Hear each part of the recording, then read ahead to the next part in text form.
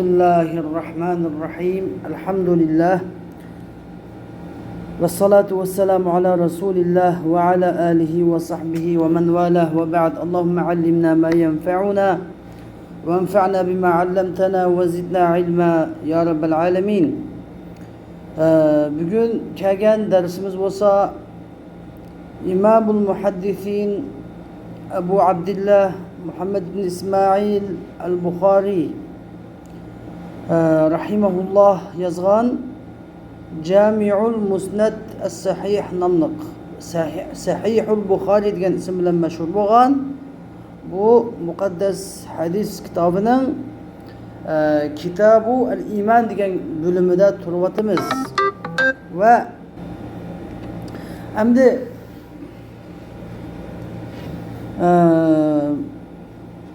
bu Kitabul İman degan babning bugün kelgan dersimiz, hadisimiz olsa intayin yani İslam dinideki en asaslık İslam'ın 4 asasi kanunun, İslam'ın 4 asasi kanununu sözleydiğen İslam dini bütünley müşehidis bilen yani alakadar. Müşehidisten tarihip çıkıdı, müşehidiska yenip kilidu. Yani İslam'ın bütün şu asasi kanunlarını, rükünlerini bayan kıpegen bil hadis. Bu intayin mühim hadis. Bu hadisteki mezmunla intayin mühim ve bu hadisteki İslam, iman, ihsan ve eşrat-ı sa'a degan 4 asas kanunu sözleş prensipleri intayin bunu her bir Müslüman bunu çokum yüzüge muşu boyunca amel kılıp şu bu hadisin ro'yi boyunca amel kılışını yüzüge hayat dünyada kanun kılış gerek. Şunun için bu intayin mühim bir hadis. Yani biz adı bilen bu hadisteki kıskaça tercümesini kılımız, onundaki bu hadisinden çıkıdığan mezmunlarını sözleyiniz. İmam Bukhari, hem de bu şu Bukhari'nin hadisindeki bab cihati bu hem 36. bab hem de bu 36. bab. Babu suali Cibril'e النبي صلى الله عليه وسلم عن الإيمان والإسلام والإحسان وعلم الساعة وبيان النبي صلى الله عليه وسلم له. Yani bu biz azsiz tuvatkan ya ki biz söylemek için bu bab olsa dedik hada babu sualin nebi yani bu bab olsa Peygamber sallallahu aleyhi ve sellem Cibril aleyhisselam'ın Peygamber sallallahu aleyhi ve sellem'den sorğanlığı nime hakkı sorğanlığı ise İman, İslam, ihsan ve kıyamet ilmi hakkında sorğanlığının babı ve beyanın Nebi sallallahu aleyhi ve sellem ve Peygamber Aleyhisselam'ın Cibril Aleyhisselam'a bayan kıpbegenlikinin babı. Hoş. Ama onundakin sümme kal andinkin kâle biyadaki damir Peygamber Aleyhisselam'ın kaytıdı. Andinkin Peygamber Aleyhisselam mundaq dedi. Câe Cibrilu yuallimukum dinakum. Cibril aleyhisselam sizlerge dininglarni ügütüp koygalı keldi. Li yuallimukum dinakum deb yine bir rivayette li yuallimukum deb kirdi. Cibril aleyhisselam sizlerge dininglarni ügütüp koygalı keldi. Dedi feceale. Peygamber şunda deb feceale zalike kulluhu dinen. Yani yukarı iman, İslam, ihsan, kıyamet ilmi katarlık. Ve Peygamber'in ulağı bergen bayanat katarlık hem işlerini din dedi Peygamber din kıldı. Yani hemmesini dinin katarıga kirgizdi degan bo'ldi. Demek yukarısından hemmesi toplam halette İslam dini degan bir dinni şekillendirdiğini Peygamber Aleyhisselam bizge dep berdi. Bir şeydeki dikkat kılan yine bir mazmun, bir şeydeki sual degan gap bilan summa qal degan bu beşteki cümle ismiye şekilde kin ma'tuf cümle fiiliye şekilde gap kaldı.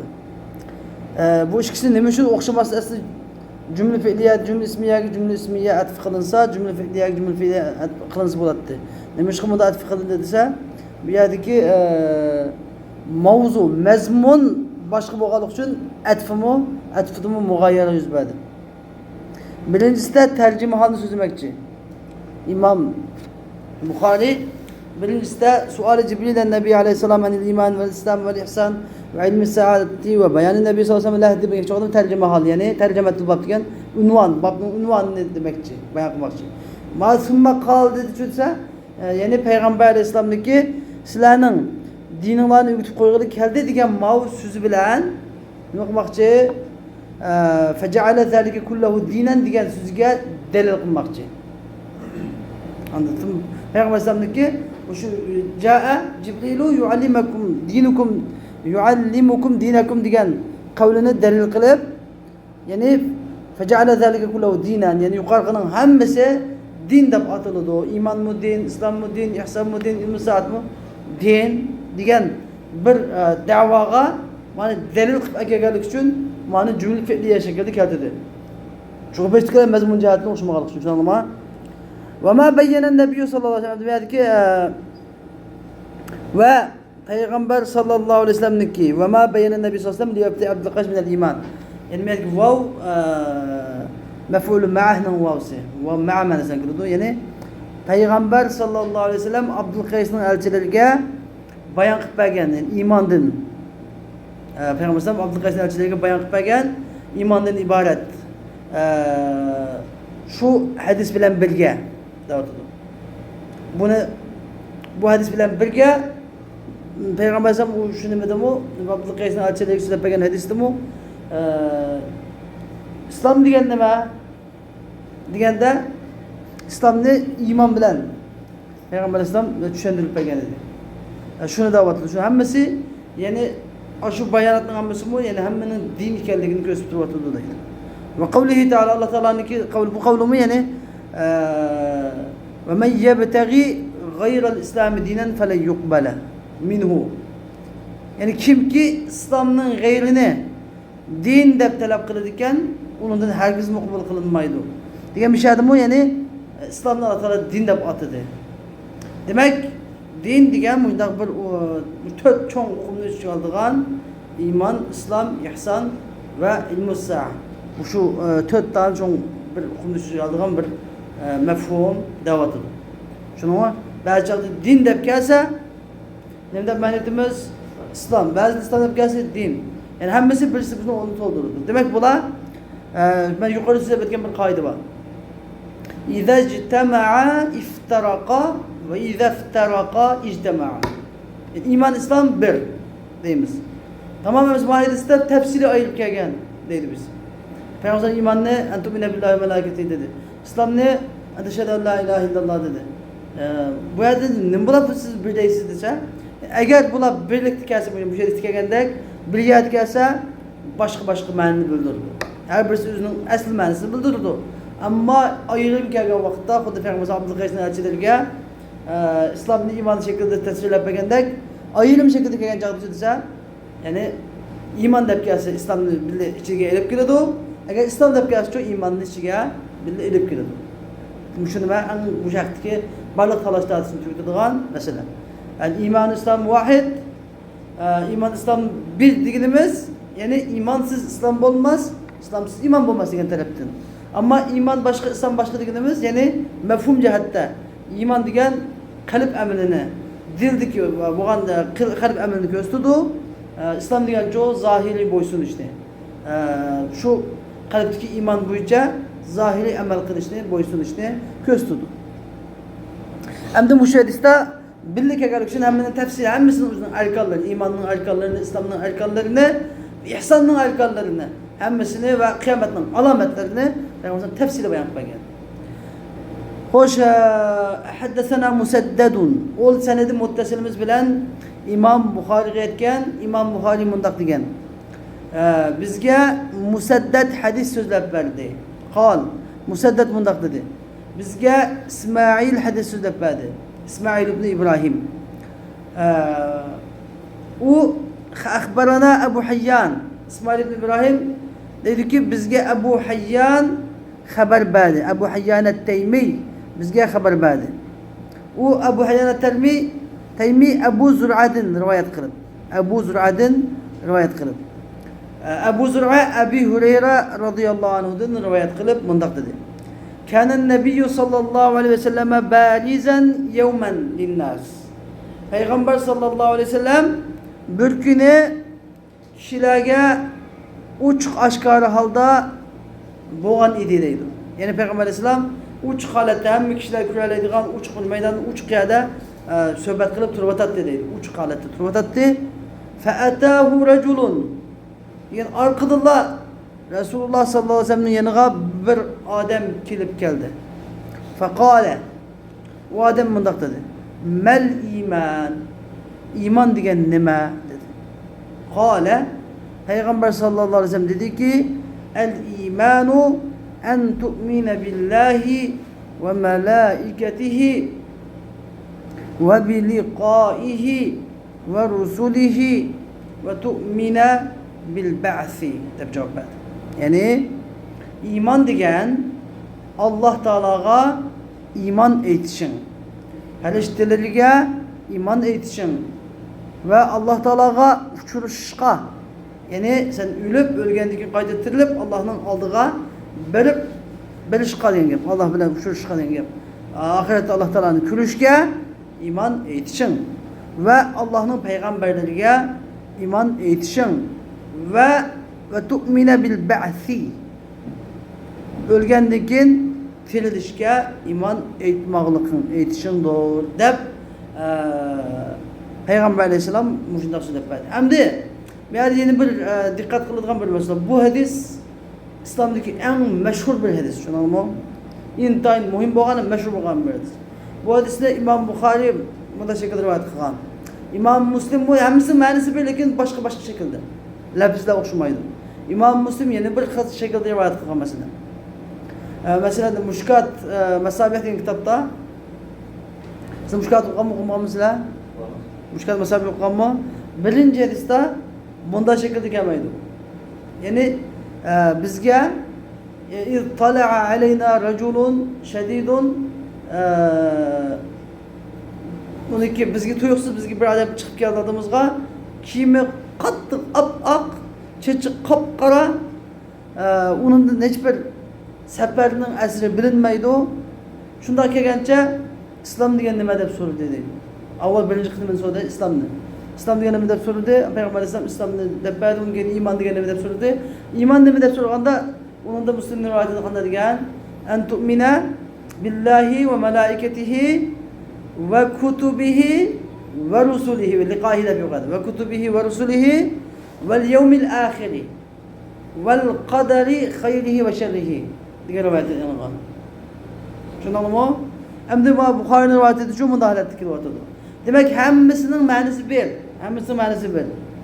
Bu bir münçe başkadır Bukhari, Abu Davud, İbn Majah, Nesai'nin rivayetleri başka şekilde.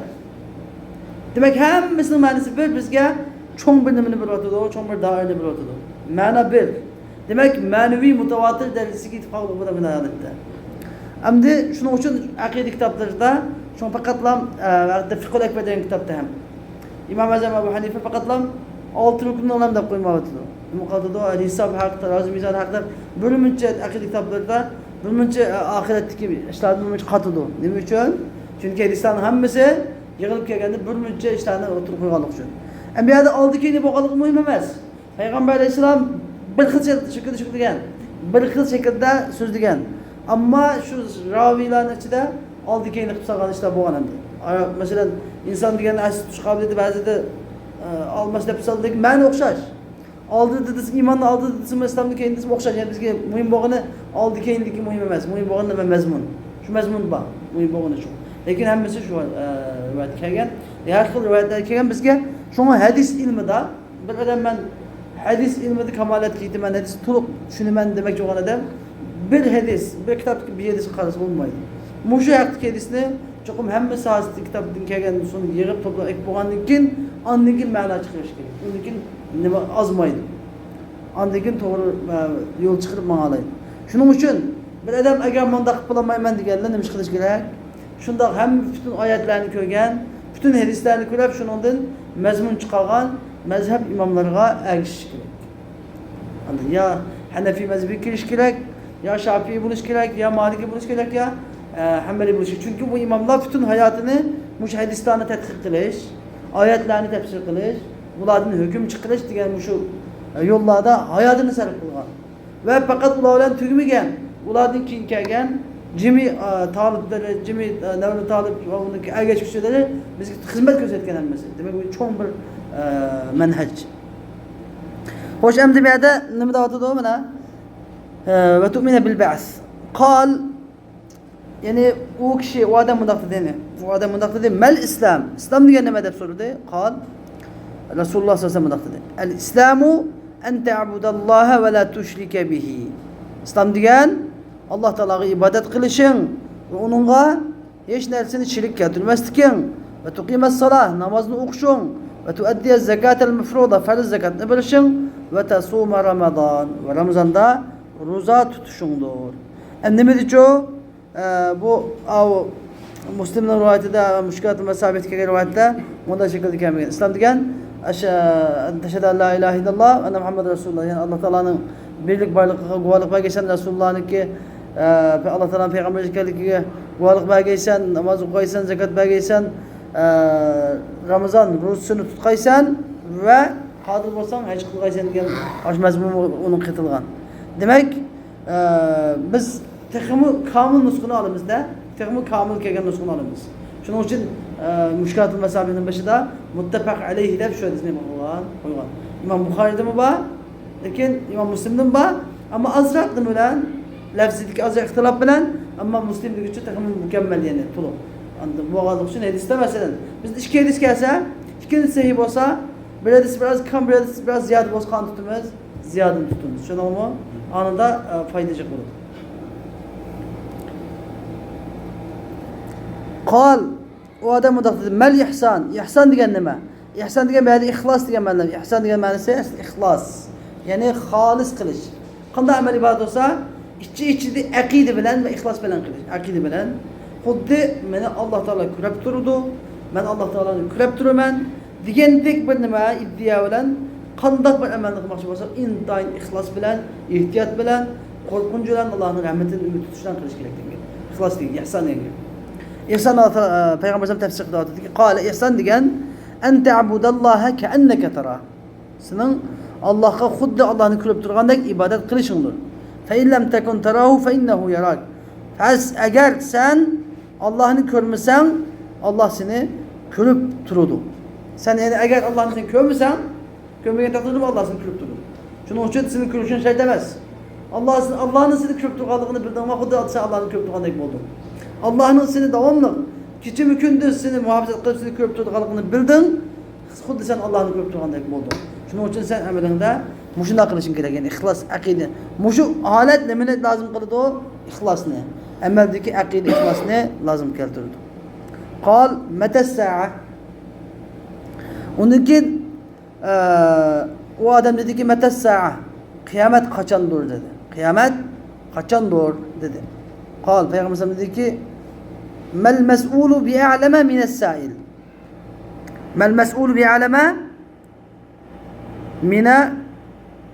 mines sa'il. Yani Peygamber dedi ki so'ralg'uchi yani qiyomatning qachon bo'ladi degan savolni so'ralg'uchi kim? Yani men demakchi.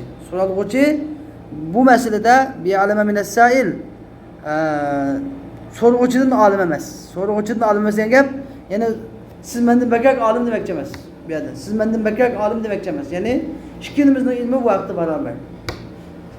Bu vaqtda qiyomatning qachon bo'lishi haqida sizning ilmingiz mening ilmim nimada bilmaslikda barobar. Kıyametin qachon bo'lishini men mi bilmayman, siz mi bilmaysiz? Çünkü kıyametin qachon bo'lishini ilmi faqatlam Allohga xos bo'lgan 5 xil bilimning biri. 5 xil bilim bor. Bu faqatlam Allah Teala'ga xos. Allah Teala'dan biladi. Uni boshqa melek muqarrab bilmaydi. Nebiyun mursal bilmaydi. Mursal payg'ambar bilmaydi ve Allah Teala'nın en muqarrab partisi bilmaydi. 5 xil ish bor. Endi ve seukhbiruke an eşratiha. Yani mesela dedi ki, bırak ben kıyametin kaçan buluşundan emas belki kıyametin alametlerinden sizge haber vermem. Çünkü demek bizge mühim olan işne depilatıdır. Demek İslam dini birinci İslam iman, birinci iman, ikinci İslam, üçüncü nime ihsan. Birinci olarak bunu fikirler kata boyunca Müslüman buluş gerek. İman edip Müslüman buluş gerek. Beş vakit namaz okuş gerek, zakat bilish kerak, Ramazon ro'zasini tutish kerak. Undan keyin pul moli qurbi qilsa, kabini haj qilish kerak. Tamam. Bu birinchi musulmonlash. Ve iman. Tabii ki bu İslam nimidan keyin keladi o iman degan keladi, iman. İman birinchi o'rinda turishi kerak tabii. Desep bir adam Allah Teala'nın varlığına, birliğine, periştelerinin varlığına, Peygamber Allah Teala'nın asmandan kitap tushirganligiga ve peygamberlerin öğretkenligiga ve kıyamet qayyum bo'ladiganligiga, o'lganligini tirilishini haqiqatligiga, hisob, tarozi, mizon, cennet, do'zax hammasining haq rost ekanligiga iman etish kerak. Qalbida tasdiqlab, tilida iqror qilishi kerak. Undan keyin qalbida tasdiq iqror qilgandan keyin bu odam namoz o'qish kerak. Zakat bilish kerak, ro'za tutish kerak, haj qilish kerak. Endi mush ishlarni bu odam qanday qilish kerak? Aqida ixlos bilan qilish kerak. Ya'ni xuddi Alloh taoloni ko'rib turgandek, Alloh taolo uni davomli kuzatib turadi. Inna rabbaka bil mirsad. Alloh uni davomli kuzatib turadi. Bu odamni Alloh taoloni davomli kuzatib turadi deb shu ehtiyot, shu aqida bilan, shu ixlos bilan, ihson bilan har bir amal ibodatini ixlos, aqida ixlos bilan qilish kerak. Undan keyin bende aqida tasbih bo'lgandan keyin qanday qilish kerak? Buni davomli asiyadi qiyomatning bo'lishi kerak. Qiyomat bo'lishi haq. Qiyomatning qachon bo'lishini bir Alloh biladi. Bu ilm bilan qiyomatning ilmini Allohdan boshqa hech kim bilmaydi. Bu aqida bilan bo'lish kerak. Undan keyin mushu qiyomat bo'lishdan burun qanday alomatlar bo'ladi, shuni nima qilish kerak? Diqqat e'tiborini og'dirish kerak. Diqqat e'tiborini og'dirib, agar shunday alomatlar bo'lsa, texmi bak nima qilish kerak? İman, İslam, ihsonning texmi bak ziyoda yuqorini ko'tarib, texmi oxirat uchun tayyorlikni ziyoda qilishi kerak degan. Tushundingmi? Mazmun shu. Bizning dinimizning mazmuni shu, din. Endi davat ediki ve seukhbiruka an ashratiha. Men sana qiyomatning alomatlarini xabar beraman. İza valadatil amatu rabbaha. Yani bir rivayette Bukhari'nin kelimede, Muşkat'ın rivayette İmam Müslim al-Kanda İza veladatil amatu rabbetaha deb kelgan. Rabbetaha deb. Yani ma'nosi yani dedek degani shunisilar, ama degan dedek o'ziniki xo'jayinini tug'sa. Qiyomatning alomatini bir qolsa, dedek o'zining xo'jayinini tug'sa. O'zining egisini, o'zining sayyidini, o'ziniki begini başlıkını to'sa degan. Endi buni degan gap. Desangmi, bu haqda voy Alloh muhaddislar adasiz ko'p shaylarni bergan. Yamanjaq buni ma'nosi. Deb baksak, mushu dedek o'zining hujjatini to'sgan gapni degsak, degan dars tugaydi. Mushu bir gap bilan. Ammo qisqacha bunga ma'nosini deb beraman qisqacha. Dedek o'zining xo'jayinini to'sa degan gap nima degan gap desanglar, ya'ni ayollar ahir zamandaki kıyametin alameti bu ayollar tuqqan balları ata-anıga vefasız. Yani ata-anıga vefadarlık göstermeydigan, ata-anısını işq salıdigan, ata-anısını hizmet salıdigan. Yani devamlı ata-anılı balları hizmet kılıdigan, balları hizmet kılıdigan, balısı balık hizmet kılıdigan. Hemen balısının işini kılıdigan, kirkatlarını yuyduğun, balısı tamlıqını beydigan, balısı işq salıp balam deydigan, ata-anısının karşısı yok. Ata-anı hizmet kılışı yok. Bütün insandaki asiyadi şu ballığı bilan bulab, şu ballarına hizmet qilish, ballığı bilan beqish bilan bulab kesgan vaqtda qiyomatning eng birinchi alamatidir. Hozirgi ahvol delmish mana. Hozir turayotgan ahvol bütün insonlar nima deb yashaydi? Balam deydi, ata-onasi qoldi. O balam deb yashagan bola xotin apagandan keyin o'yin balam deb yashaydi. Ya'ni mana ata-onam beqib cho'ng qilgan, ata-onamning xizmatini qilay degan gap yo'q. Hattoki bu hozirgi jamiyatdagi ideyadan chiqib ketdi hozir. Hammadan qanday o'ylaydi? Bolalarni balam deb afdan bir bolalarimni yaxshi tarbiyalasam, bular cho'ng bo'lib bolalarini yaxshi tarbiyalasam deb shu tarbiyalab uy chiqib bo'ldimi? Chiqib bo'lgandan keyin xuddi yotlashib ketgandek. Ya'ni u o'zining ishini, bu o'zining ishini. Bizning burungi jamiyatlardan da yo'qdi. Ya'ni bir oila deganda qancha bola bo'lsa, masalan 10 bolasi bo'lsa, haqqan chiqirib har kuni shu 10 bola bir yig'ilib, ota-onasi yig'ilib, har kuni tomoq qilishini o'ynamish ifoda usta ota-onalarini qo'llarini tutib, ustiqonlarini tutib xizmatlarini qilib, birisi kavob kelgan, birisi go'sht kelgan, birisi pul kelgan, birisi uni kelgan, puli yo'qlar kelib, o'yinlarini yo'qotib xizmatni qilib, shu cho'ng uydan chiqmay ashar xizmat qilgan gap. Hozirgi zamonda shunday yo'q. Bas yilda bir hech ayamni bir qatim kelsa, cho'ng gap bo'lmasi yo'q. Ya'ni mehr muhabbat ko'tarib ketgan, vafodorlik, ota-onaga vafodorlik ko'tarib ketgan gap. Yani demek çoğunu ata anıgı boğan vafadarlık ko'tarib ketgan yerda bilak odamga bo'lgan mehr muhabbat yo'q. Bir ata balalık mehr muhabbat ko'tarib ketgan yerda boshqa yerdagi mehr muhabbat yo'q degan gap. Endi İmam Nevevi bir xil tushundigan buni. Mushuni İmam Nevevi ya'ni dedek bizning hujjat to'qsa degan gap, dedeklar ko'p bo'lib, islomning shaharlari ko'p pati bo'lib, islom qo'shinlari kofirning shaharlarini pati qilib dedeklar ko'p bo'lib, xoslam ummuvalatlar ko'payib ketsa.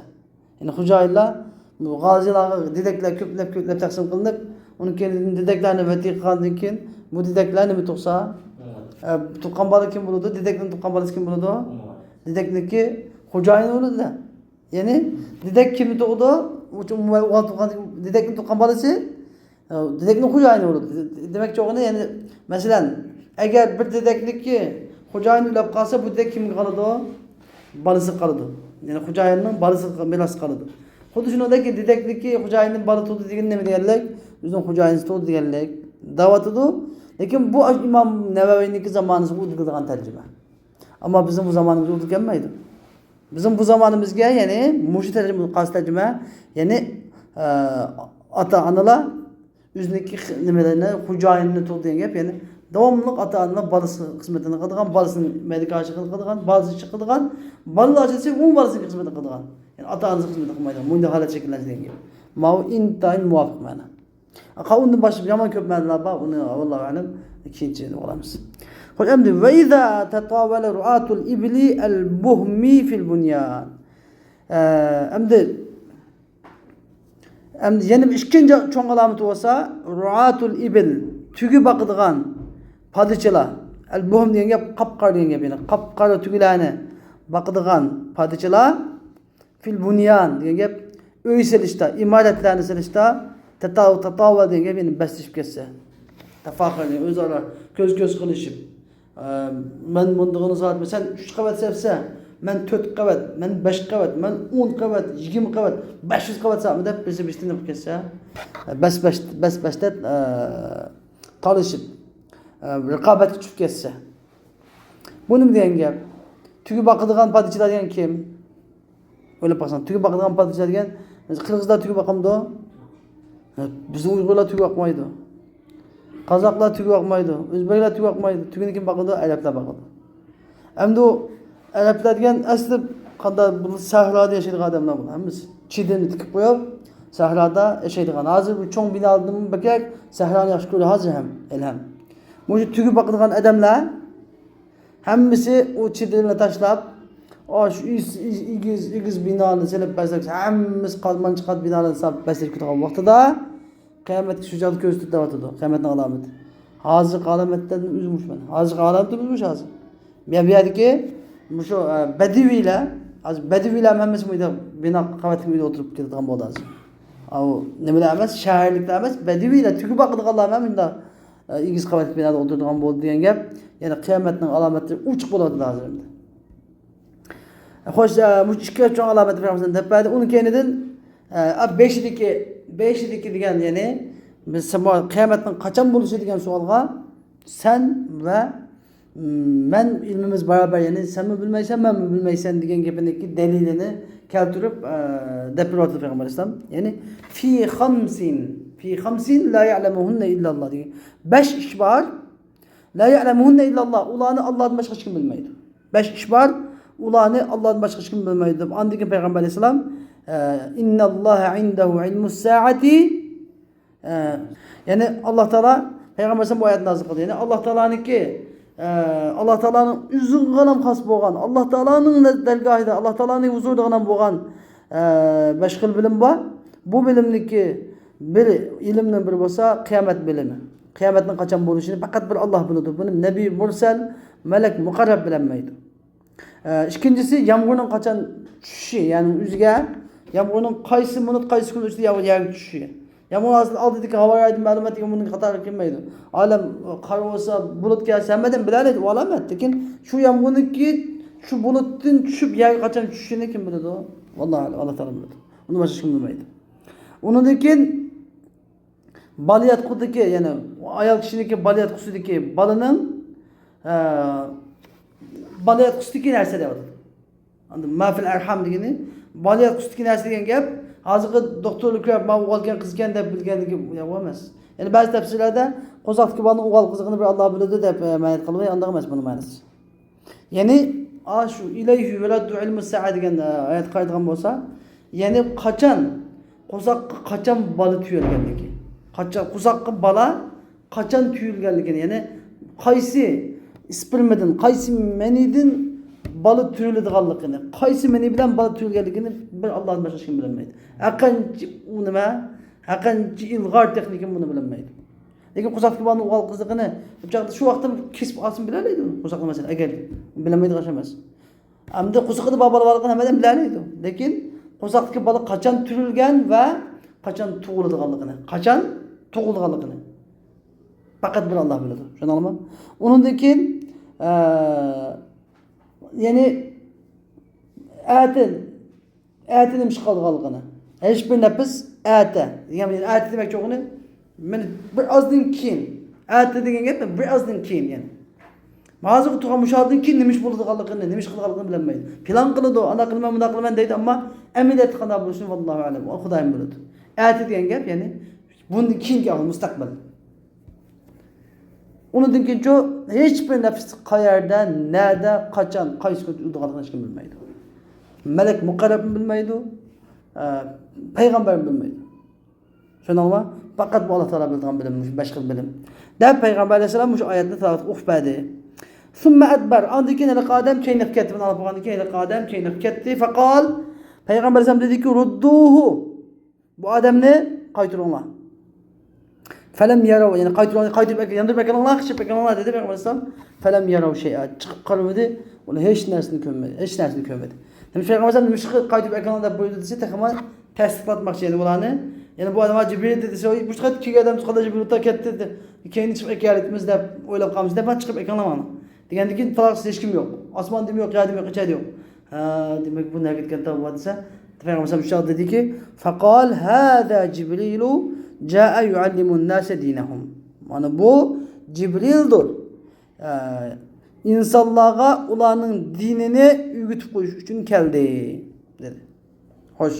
Endi qala Abu Abdullah Buxoriy rahimahulloh dediki, ja'ala zalika kulluhu min al-iman. Ana shu yuqoridagi ishni payg'ambar alayhisalom deb bergan, Jibril alayhisalom so'ragan savollar, payg'ambar alayhisalom bergan javobning hammasini nimadan? Iymondan qildi demakchi o'g'ini. Beshtagi bobda nima dedi? Dindan qildi. Iymon degan mushular, din degan mushular, islom degan mushular, ihson degan mushular. Deb mana bizga mushu İslamdagi eng cho'ng bo'lgan mush 4 dona asosiy qonunni payg'ambar alayhisalom mush hadisda Jibril alayhisalom bilan kelish bilan savol so'roq sifatida bizga deb berdi. Endi mush hadisdan chiqadigan bir muncha hukmlar bor. Endi biz mush hukmlarni mush hadisdan chiqadigan istinbatli ahkamdan bir muncha so'zlab o'taylik. Xo'sh, endi mush hadisdan chiqadigan hukmlar. Birinchi hukm iman etish degan mush hadisdan chiqadigan qoida bo'yicha, boshqa hadislardan emas, hamda mush hadisdan o'zidan chiqqanimda demakchi. Iman etish degan, iman degan nima desa, iman degan imonning ta'rifi birinchi. Iman degan bandaning Alloh taologa iman etishi, farishtalarga va Alloh taologa uchrashishiga, va liqoihi. Bu liqoi degan nerdan chiqqan desanglar? Masalan, Alloh taolo Qur'on Karimda nima deydi? Ya ayyuhan nas. Nima ya ayyuhal insan innaka kadihun ila rabbika kadhan famulaqi. Ey inson, sen bu dunyoda Rabbing tarafga berish uchun sen to'xtamay nima qilasan? Tirishchilik qilasan, jafo cheksan. Sen musulmon bo'l, kofir bo'l, sening qilgan har bir ishing seni nimaga yaqinlashtirdi? Rabbing tarafga yaqinlashtirdi. Ya'ni uylanga demakchi. Uylab o'lgandan keyin tirilib Allohning oldiga hisob berish uchun berishga yaqinlashtirdi. Sening har bir o'tgan vaqting sen nima ish qil? Uxlagin, askilik qil, yaxshilik qil, nima qilsan qil, sening o'tgan vaqting, o'tgan umring seni nimaga yaqinlashtirdi? Uylanga yaqinlashtirdi. O'lgandan keyin tirilib Allohning oldida turishga yaqinlashtirdi. Famulaqi, sen Rabbingga jazman nima qilsa uchraysan. Rabbiniki aldığı çok ölüp ölgenligini tilip barsan. Rabbini uçursan da vardı. Demek Rabb ölgenligini tilip Allah Teala ile uçuruşuş Allah Teala'nın aldığı hesap için turuşuq ama iman etmiş imanını bilmirse imandan şahçılarının biri. Şunu da diyor. Bil liqaihi ve rusulihi. İman degan nima? İman degan bandaning Allohga, farishtalarga va Alloh taologa uchrashishga va Allohning payg'ambarlariga iman etishi va o'lganligini tirilishga va o'lganligini tirilib ham böyle hisob maydoniga yig'ilib va yaxshilik qilganlar jannatga, yomonlik qilganlar do'zaxga tarqilishiga iman etishidir. Ma birinchi hadisdan chiqadigan birinchi hukm. Ikkinchi. İslam degan nima? İslam degan nima degan savol kelsa, islom degan Alloh taologa ibodat qilishlik. Alloh taologa ibodat qilish, Alloh taologa hech bir narsani shirk keltirmaslik, yolg'iz bir Alloh qilish ibodatni. Namoz o'qish, zakot bilish, Ramazon ro'zasini tutish. Demak, bu şeyni so'zdan chiqqanligimda bu. Bo'lmasa haj qilishim bor, shundaymi? Chunki shu vaqtning o'zida haj farz bo'lmagan vaqt.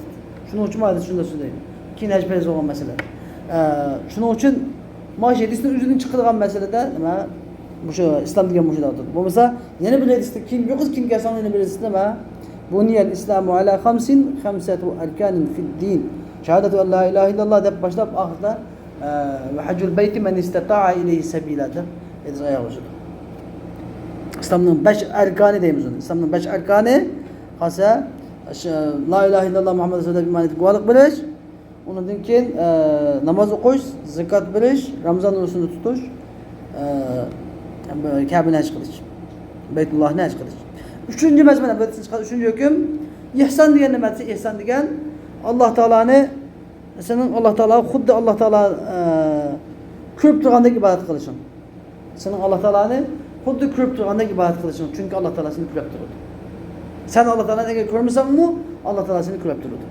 Dördüncüsü, endi mushu hadis bilan iman bilan islomning o'xshamaydiganligini, iman boshqa, islom boshqa degan mushu davani ko'tarib chiqadiganlar mushu hadis bilan dalil tutadi.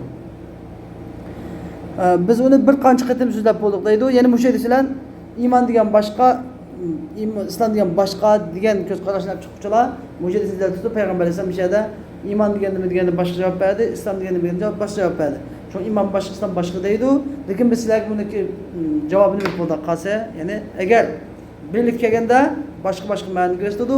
Agar yolg'iz kelganda-cho ikkinchisi ma'nosi billa ko'rsatadi. Degan ma'ni berib bo'ldik.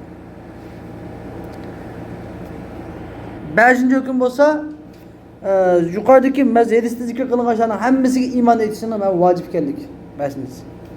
6-chi hukm bo'lsa, bu hadisda mushu arkonlarning, tilga olingan arkonlarning martabasining naqadar katta ekanligi. İslam mushu arkonlar bilan tafsir qilinganligi chiqadi. 7-chi hukm chiqadigan payda bo'lsa, Ramazan eydi ro'za tutish demak, Ramazonda ro'za tutish deb deyishning joizlik. Hadisning o'zida savm Ramazon dedi. Savmu shahr Ramazon demak, savm Ramazon dedi. Ya'ni shahrga qatmasdan Ramazonda ro'za tutish deyish ham nima joizlik chiqadi.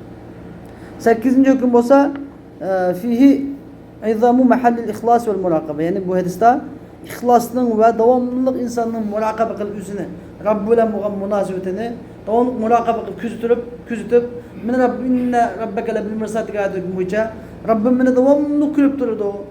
Rabbim meni davomli ko'rib turadi degan mushu bir hukmni kallasiga kirgizib turishniki intayin muhim ekanligi chiqadi.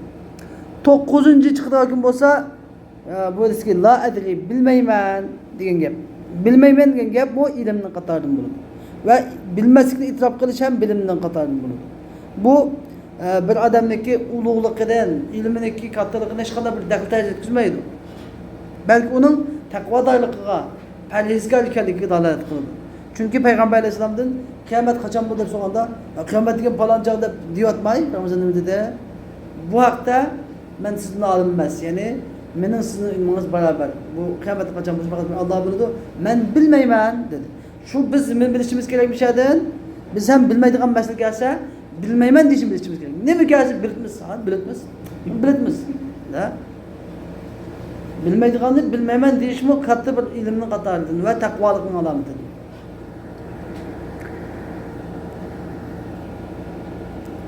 Ve 10. çıkıdığan mümkün olsa bu hadiste malaikalarniki xalıgan suratga kiralaydiganligi.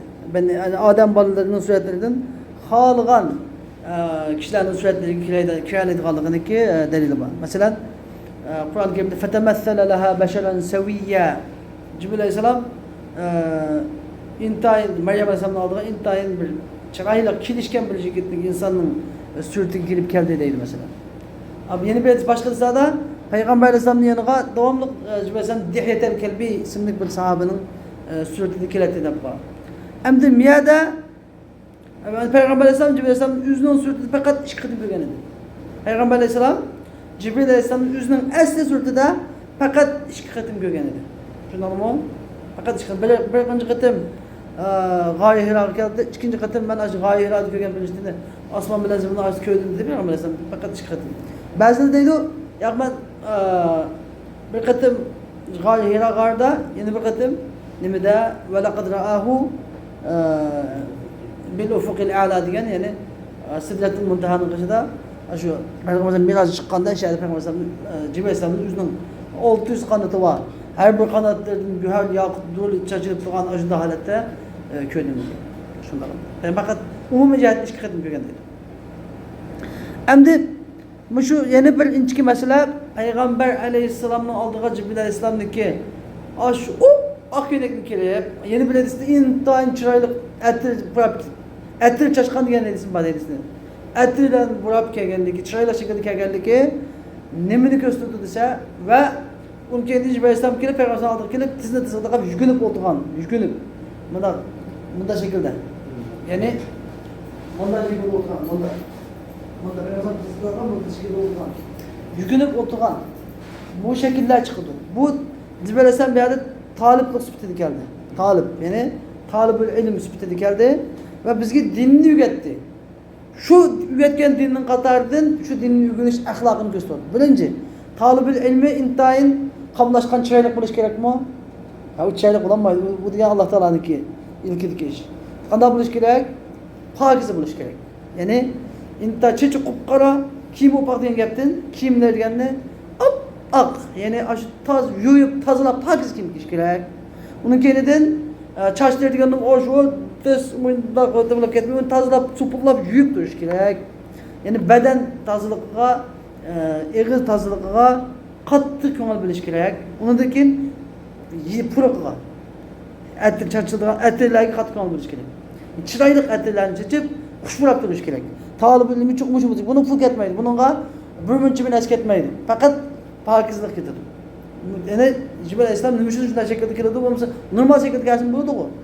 Mağdur. Onu keredin amal ba ilim talep kılan ahvalda yüzgünüp oturuş gerek. Şu Cibril Aleyhisselam oturan şekilde etteyyat, teşahhüt oturan şekilde oturuş gerek. Onun ucuk gelmeydi, göz ucuk gelmeydi. Gablet basmaydı, kalış ucuk buludu. Onun parçakları ağırıp duran dikin ucuk gelmeydi bunu. Onun kendi ucuk gelmesi mesela yaxşı düşüneliydi. Hem mesela kıyaklıklarımız yine müstehaplı hem de. Bu da müstehap hükümden. Onu dikin 11. fayda boyutunu çıktıgan Allame Kurtubi rahimallah degan ki bu hadis ummus sünne deb atılışqa yaraydı. Ummus sünne. Sünnetinin anısı. Sünnetinin az nemesi merkezi. Bütün sünnet müşen çıkan. Sünnetdeki baş merkezi deb atalsa buludu. Demişqa sünnet ilminin hammasi şu hadis öz çıqarganlıq üçün. Allame Tibi degan ki muşu inçki noktanın jetidan İmam Bagavi özünün Mesabih degan kitabını nimeler muşu hadisdan başlagan deydi. Özünün Mesabih degan kitabını bilemse İmam Bagavi degan kim? Bilmeysizlar. Mushkat Şerifni yazgan adamni kim bilemsizlar? Mushkat Mesabihni kim yazgan? Sizlik bu sizlikka bilatda mushkatniki musannifni depam emas, tepana kelib falan degan depanlar. İmam Bagavi emas. İmam Bagavi İmam Mushkatniki musannifi nimene Mesabih degan kitapni İmam Bagavi degan zat yazgan, şunun kitabını tertiplab bilak yazgan. Tushundingmi? Lekin ismini sizlarga qo'yib qo'ydim, siz o'zinglar tepib mana deb beraman. Şu Mesabih'te bu iş kitapta bu şey hadisini badiye kelgan deydi. Kitab-ül İman deb birinchi qitim kelgan hadis bu şu. 12. delil bolsa bu hadiste Allah Teala'nı dünyada köz bilen külüş yüz vermeydi diyen delil var. Yani sen Allah Teala'nı köygende ibadet kılışın. Eğer sen Allah Teala'nı köymüşsen Allah Teala seni köptürür diyen geptin. Eğer sen Allah'ını köymüşsen mu diyen gep nimiz gösterdi o. Yani sen bu dünyada Allah Teala'nı kürenmeysen. Ahiret külüsen, külüş ahirette. Lakin köymüşsen bu sen kudu Allah Teala'nı köptürganda ihlasla ibadet kılışın. Gilek diyen sözünün çıkartan bir inçki mana Allah Teala'nı bu dünyada külüş bulunmaydı o. Diyen manış kılır. Bunun da Peygamber Aleyhisselam'ın yaşı çıkan köyde bu müstesna.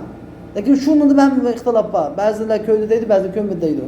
Ama bazen bir sufi cahillarının bazen bunda Allah Teala'nın külümüz okuduk diye gepler böyle mi? Yalgan. Yani cahil sufilerin gibi.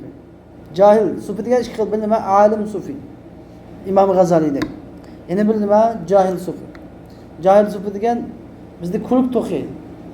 Türk sufi kuluk tohi değil. Bilimsiz sufi bulap kılıştın Allah saklasın. Şunu mı? Bilimlik pasık bulap kılıştın. Bilimsiz sufi bulap kılıştın Allah saklasın.